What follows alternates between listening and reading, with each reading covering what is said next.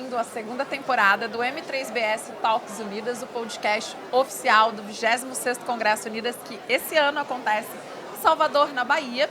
E para falar sobre uma questão que impacta demais quando a gente olha para o cenário de sustentabilidade das autogestões, eu vou conversar com a Natália Pompeu, que é diretora da Apvida Notre Dame Intermédica, sobre a judicialização, que a gente sabe que é um ponto fundamental quando a gente olha para o cenário da saúde suplementar e os desafios que temos, né, Nath? Obrigada pelo seu tempo. Me conta um pouquinho sobre como você olha esse cenário de judicialização da saúde no Brasil como um todo, obviamente com esse olhar mais específico para o nosso mercado. Bom dia. Bom dia. Em primeiro lugar, obrigada pelo convite. É uma honra estar aqui entre pessoas do setor, né?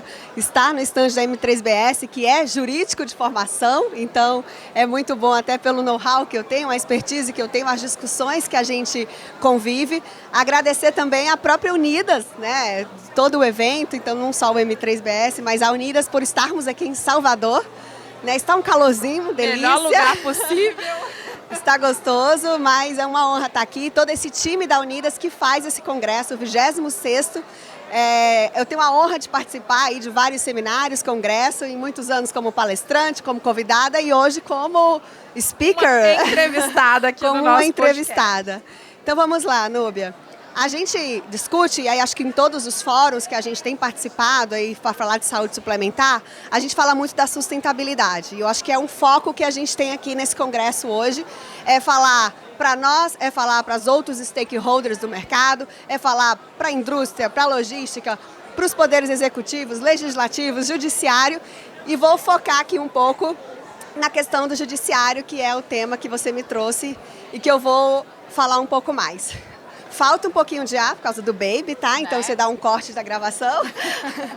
Mas eu acho que vai ser um bate-papo tranquilo.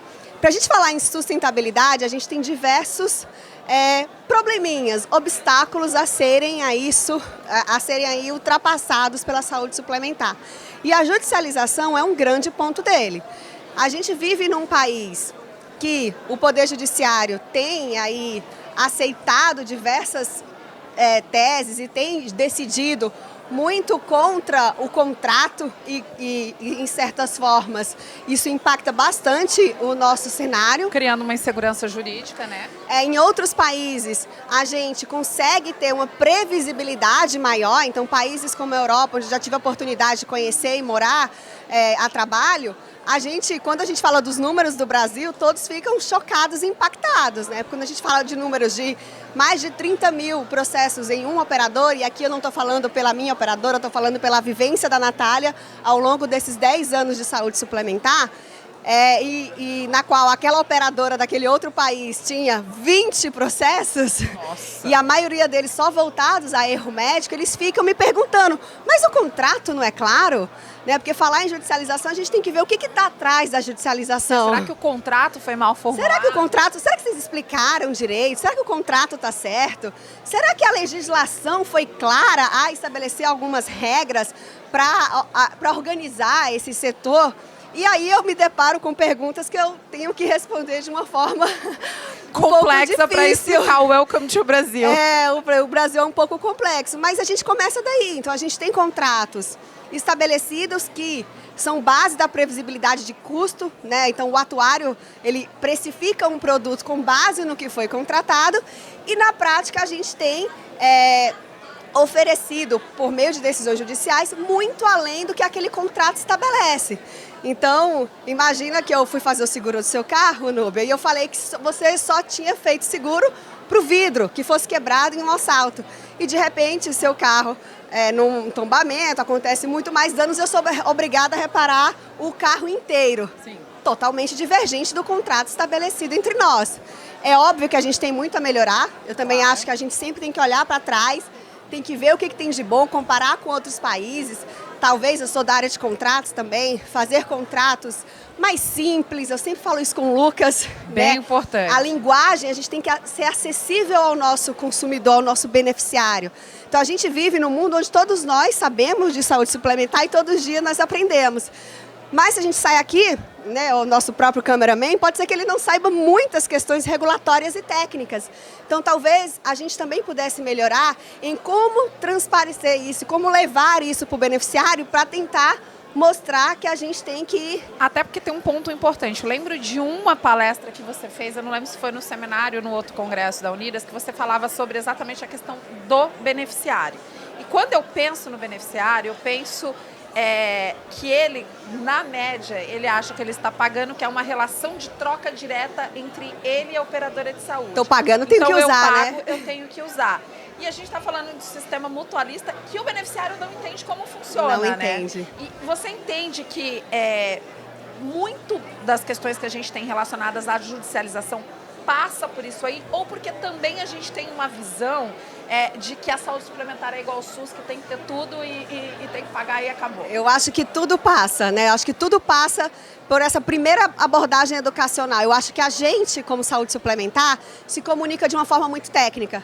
Então, podcasts como esses, que vão para a rede social, que vão ser, né, publicados em diversos meios, YouTubers, Instagram, LinkedIn, que o público tem acesso, que o consumidor tem acesso, é muito mais fácil difundir e explicar as nossas ideias. Então, eu acho que passa desde isso, né, da falta realmente de conhecimento, e a gente está num mundo hoje onde o que é postado no Instagram é verdadeiro. Então, se eu falo, tá na internet, tá real. Na internet, o plano de saúde nunca deu nada, sempre foi ROL, era o mínimo, agora ele vai dar tudo, assim, uma visão totalmente desconexa, né? Que eu acho que no último podcast vocês trataram muito sobre essa questão do ROL exemplificativo e taxativo. E a gente até fala que o ROL é evolutivo hoje em dia, porque eu acho que todas as tecnologias estão aí para serem analisadas, para serem verificada se realmente vale o custo-efetividade. Não é só porque foi aprovada que ela vai ser a melhor para aquele tratamento.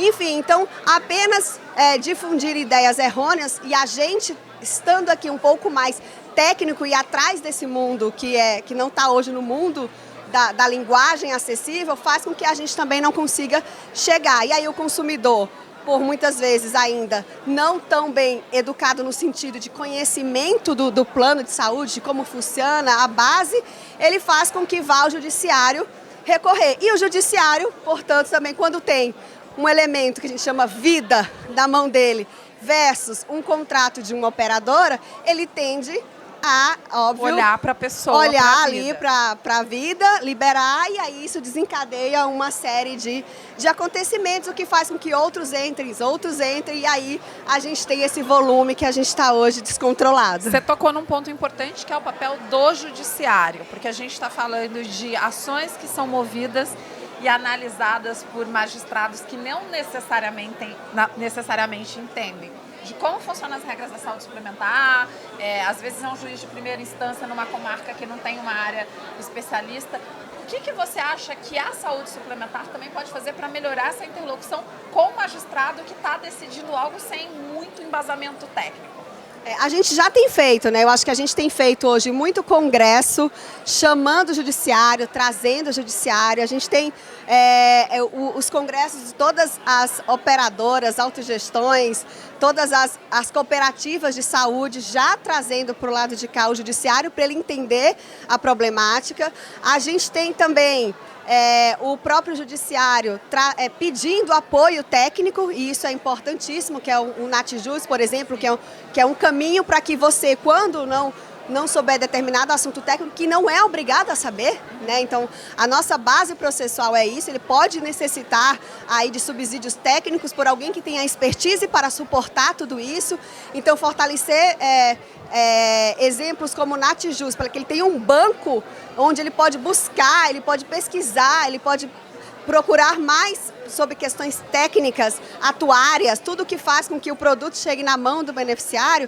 Isso tudo ajuda e faz com que o conhecimento, a base da saúde suplementar, esteja aí na boca de todos. Perfeito. Para finalizar, eu queria que você comentasse para mim, vamos fazer um exercício de futurologia. A gente está entrando aí, analisando um pouco de efeitos da 14454.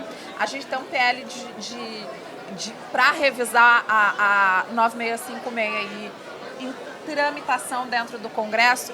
Se você fosse dar um chute, A judicialização, ela vai ser cada vez mais protagonista nos próximos anos? Ou a gente vai conseguir construir um modelo e vai conseguir levar uma conscientização que ela vai diminuir? Eu costumo ser positiva em tudo, tá, Núbia? Você me conhece e eu sempre sou positiva, eu sempre vou ver o copo mais cheio do que o copo mais vazio.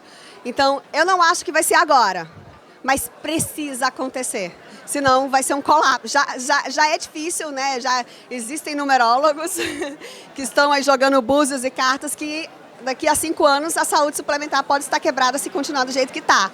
Mas eu ainda acredito que a gente vai conseguir olhar para trás, a gente vai comparar com outros países, a gente vai entender as questões técnicas e ela precisa diminuir, né? Eu acho que o legislativo precisa entender melhor também, trazer todo esse suporte consultivo e técnico para legislar melhor, para entender os impactos daquela legislação no consumidor, porque às vezes você acha que uma norma é protetiva, no final das contas ela está gerando ainda muito mais ônus ao consumidor. Então, um efeito prático que a gente tem falado muito, e não é o objetivo aqui, nem vou me estender nisso, mas essa própria questão do rol ser exemplificativo ou taxativo, se eu deixo um rol muito amplo, eu vou ter que fazer a mensuração técnica atuária daquele produto também cabendo tudo. Então, puxando o exemplo do carro, se você chega, eu quero fazer a cotação apenas do vidro quebrado, vai ser X. Eu quero para tudo, vai ser 2X. Então, se a gente começar, e aí no exemplo muito simplório, tá? Mas a pensar dessa forma, a gente não, se a judicialização sempre aumentar, isso recai aonde? Custo. Final.